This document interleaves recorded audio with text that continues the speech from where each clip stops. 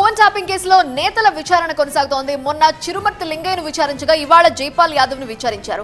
Tirupati అన్నకిచ్చిన 2 phone నంబర్ల గురించి వివరణ ఇవ్వాలని పోలీసులు తనకి నోటీసులు ఇచ్చారని బీఆర్ఎస్ నేత మాజీ ఎమ్మెల్యే జైపాల్ యాదవ్ తెలిపారు. కుటుంబ వివాదం పరిష్కారం కోసం అడిషనల్ ఎస్పీ తిరుపతి అన్నను కలిశారని విచారణలో చెప్పిన జైపాల్ పోలీసులు అడిగిన ప్రశ్నలకు సమాధానం చెప్పారని, ఎప్పుడు విచారణకు పిలిచినా సహకరిస్తానని అన్నారు. తిరుపతి అన్నకు 2 నెంబర్స్ పంపించడం చెప్పి నోటీస్ ఇచ్చారు. దాని మీద క్లారిఫై చేసినాము. వాళ్ళు నాకు నోటీస్ ఇచ్చారు.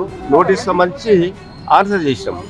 అది వ్యక్తిగత విషయం. అది ఎందుకంటే తిరుపతి అన్న మా సామాజిక వర్గానికి సంబంధించిన అయితే కొన్ని సమస్యలు, కుటుంబాల సమస్యలు, ఆ పిల్లల సమస్యలు, పెళ్ళిళ్ళు అయిన తర్వాత ఆడపిల్లల సమస్య, మగపిల్లల సమస్యలు, అట్లా కుటుంబాల మధ్యన ఉన్నటువంటి సమస్యల గురించి మాట్లాడి నెంబర్ ఇష్టం.